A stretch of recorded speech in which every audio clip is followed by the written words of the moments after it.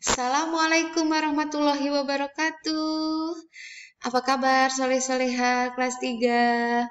Mudah-mudahan teman-teman dalam keadaan sehat dan tetap semangat. Hari ini hari Rabu tanggal 27 Januari 2021. Bertemu lagi dengan Miss Irma. Nah, kita hari ini akan belajar mengenai rambu-rambu lalu lintas, rumah adat, dan tarian daerah. Nah, sebelum mulai, mari kita berdoa dulu. Bismillahirrahmanirrahim. Rabbi zidni ilman warzuqni fahma birahmatika ya arhamar rahimin. Amin ya robbal alamin. Tujuan pembelajaran hari ini yang pertama dapat memahami arti dan lambang rambu-rambu lalu lintas. Kedua, dapat memahami nama rumah adat dan asal daerahnya. Yang ketiga, dapat memahami nama tarian daerah dan asalnya. Oke, kita mulai. Let's say basmalah together. Bismillahirrahmanirrahim. Materi pertama, kita langsung masuk ke rambu-rambu lalu lintas. Nah, teman-teman pasti pernah lihat rambu-rambu lalu lintas kan di jalan? Nah, tahu nggak sih teman-teman artinya? Pasti teman-teman udah tahu ya, dan juga pasti kalau nggak tahu nanya kayak Bunda, itu artinya apa? Nah, hari ini kita akan belajar mengenai rambu-rambu lalu lintas. Tapi Miss Irma tidak akan menjelaskan semuanya, ya. Hanya Miss Irma memberikan contoh rambu-rambu lalu lintas, sisanya teman-teman nanti mencari tahu sendiri dengan cara literasi ya. Kita perbanyak ilmu sendiri ya teman-teman, tidak tergantung dari Bapak dan Ibu guru, tapi teman-teman mendapat ilmu dari hasil belajar dan proses literasi yang telah teman-teman lakukan setiap harinya. Oke. Nah, apa sih rambu-rambu lalu lintas? Rambu lalu lintas dipasang untuk memberi peringatan. Memberi peringatan pada siapa? Peringatan yang bertujuan agar pengguna jalan berhati-hati mematuhi peraturan. Nah, jadi rambu-rambu lalu lintas ini lebih untuk pengguna jalan ya, agar selalu berhati-hati dan mematuhi peraturan. Untuk apa? Untuk keselamatan diri sendiri dan keselamatan orang lain. Nah, kita harus mematuhi peraturan lalu lintas berdasarkan hati nurani kita teman-teman ya, bukan karena terpaksa, karena takut ditilang, karena takut dihukum sama Pak Polisi kita nggak patuh rambu lalu lintas, bukan, tapi kita mematuhi rambu lalu lintas karena untuk keamanan kita sendiri, untuk keselamatan kita sendiri. Jadi kesadaran diri sendiri ya, mematuhi rambu lalu lintas. Nah, Miss Irma hanya memberikan contoh, 2 contoh saja. Nanti sisanya teman-teman yang cari tahu sendiri. Mencari tahu ya, belajar mencari tahu. Nah, contoh yang pertama ini adalah area untuk pejalan kaki. Nah, di sini kalau teman ada rambu kayak gini, teman-teman nggak boleh bawa motor, mobil ke sini, tapi ini adalah hanya untuk area pejalan kaki ya. Karena kalau teman-teman bawa kendaraan ke sini takutnya ada yang ketabrak ya. Karena kan ini banyakan adalah pejalan kaki. Jadi kita harus mematuhi peraturan itu. Nah, yang kedua adalah S disilang. Dilarang berhenti di sekitar lampu terpasang. Nah, dilarang berhenti. Ya, kalau ada tandain teman-teman, jadi nggak boleh berhenti sembarangan. Ini untuk keselamatan kita bersama. Jadi makanya teman-teman pasti suka lihat mobil-mobil yang ditilang ya kalau parkir sembarangan sama Pak Polisi. Nah, karena melanggar rambu-rambu lalu lintas. Sudah tahu ada tanda S di depannya, tapi malah berhenti di bawah rambu-rambu lalu lintas itu. Itu menunjukkan contoh yang sangat tidak baik ya. Jadi tidak boleh ditiru ya teman-teman ya. Kalau teman-teman melihat hal seperti itu, ditegur. Bapak, itu kan rambu lalu lintasnya dilarang berhenti, kenapa Bapak berhenti di sini ya? Tegur aja, jangan takut. Walaupun kita bukan polisi, tapi kita mengajak untuk berbuat kebaikan, untuk keselamatan kita bersama. Oke. Nah, sekarang kita masuk ke rumah adat daerah di Indonesia, halaman 105. Ya. Ini ada rumah bentang dari Kalimantan. Ada lagi rumah gadang dari Sumatera Barat. Nah, ini lancip ya atapnya, kayak tanduk kerbau. Karena kan suku Minangkabau memang terkenal dengan kerbaunya, kerbau itu.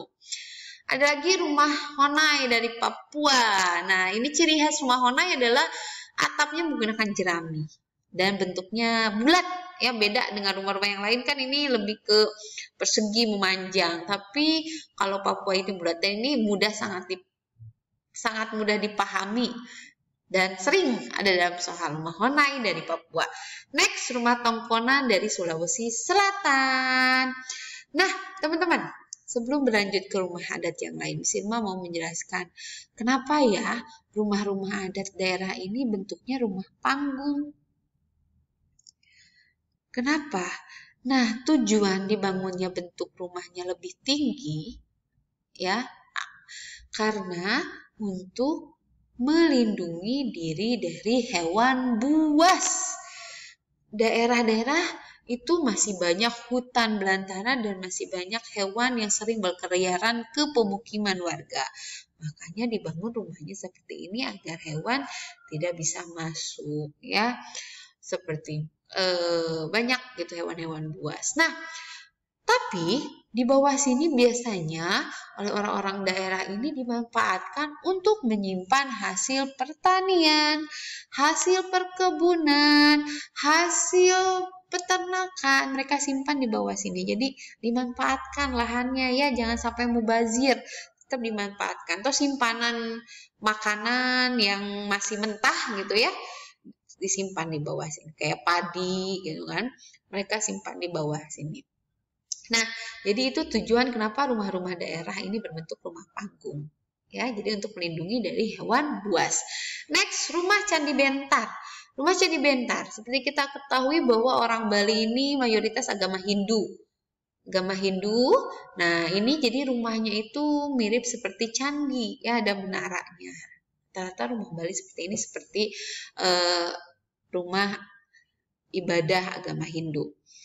Next, rumah joglo dari Jawa Tengah. Nah, rumah joglo di Jawa Tengah, kalau di Jawa Barat ini Jawa Barat. Di Pulau Jawa ini sudah mulai kota, jadi jarang ada hewan buas, hutan-hutan itu sudah sedikit. Jadi bentuk rumahnya itu ya seperti biasa. Yang menarik ini adalah atapnya yang berbentuk seperti topi. Oke, ini teman-teman contoh. Ya, masih banyak rumah adat daerah Indonesia.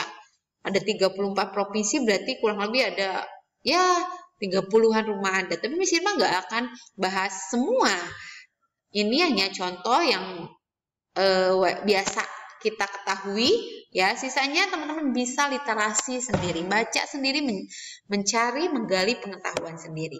Oke, next kita materi selanjutnya tarian daerah, halaman 109. Nah, sama tarian daerah pun Sirma nggak akan bahas semua tarian daerah, begitu banyak. Satu daerah aja bisa mempunyai 2-3 tarian. Tapi ini contoh yang biasa kita kenal ya, tarian-tarian yang biasa kita lihat dan kita kenal. Yang pertama adalah tari lenso dari Maluku. Ini sangat sederhana, menggunakan kayak kain ya, jadi sangat sederhana. Terus juga ada tari merak dari Jawa Barat. Ini teman-teman pasti sering lihat tari merak ya, di pensi suka ada yang menari tari merak. Ciri khasnya itu mempunyai sayap indah seperti merak, terus pakai hiasan kepala seperti burung merak. Next, ada tari remo dari Jawa Timur. Nah, terus juga ada tari topeng dari Jakarta. Jadi narinya menggunakan topeng. Tari tortor dari Sumatera Utara. Ini tangan digoyang-goyang. Pasti teman-teman juga pernah lihat ya tari tortor. Ada tari bentar dari Kalimantan Timur. Ini Kalimantan Timur suku bangsanya Dayak. Jadi bajunya Dayak gitu ya.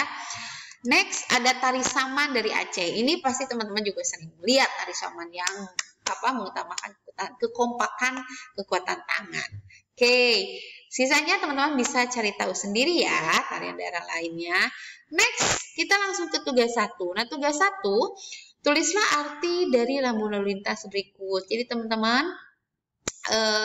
buat arti arti dari rambu lalu lintas ini. 1, 2, 3, 4, 5.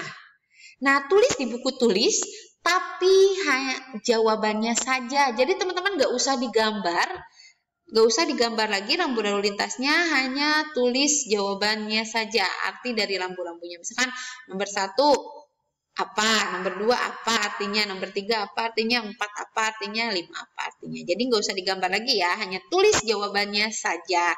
Nah, kalau di buku tulis, jangan lupa teman-teman, sebelum mengerjakan, tulis basmalah di buku tulisnya, dan setelah selesai tulis hamdalah.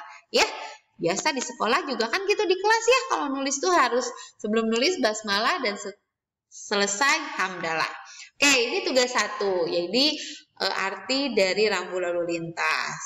Tulis di buku tulis. Next, tugas 2, halaman 110. Teman-teman jawab pertanyaan, ya, pernyataan ini. Pilih salah satu jawaban yang paling benar, dilingkari. Jawaban yang paling benar dilingkari. Oke, paham teman-teman? Jadi baca soalnya baik-baik, nanti ada ini adalah yang dikurung, pilih salah satu jawabannya. Yang paling benar dilingkari. Jawaban yang benar dilingkari. Oke? Paham ya tugasnya teman-teman ya? Ya, alhamdulillah pertemuan kita hari ini cukup sampai di sini. Hari ini memang Miss Irma tidak memberikan materi banyak karena teman-teman lagi pada sibuk nih bikin clipping juga ya. Nah, jadi untuk menambah kegiatan teman-teman, ada tugas ini mengisi materi kemarin yang kurang-kurang. Sebelum next masuk ke subtema 4 ya. Jadi sebelum masuk ke subtema 4, Miss Irma bahas materi-materi yang ketinggalan. Oke teman-teman, cukup sekian materi hari ini. Mudah-mudahan bermanfaat. Gali terus ilmu teman-teman ya dengan banyak-banyak literasi, membaca buku-buku ilmu pengetahuan, dan tetap cinta Indonesia dan menghargai keberagaman budaya yang ada di Indonesia. Saling menghormati dan menghargai. Oke, terima kasih. Sampai di sini. Let's say hamdalah together. Alhamdulillahirrabbilalamin. Wabillahi taufiq wal hidayah. Wassalamualaikum warahmatullahi wabarakatuh.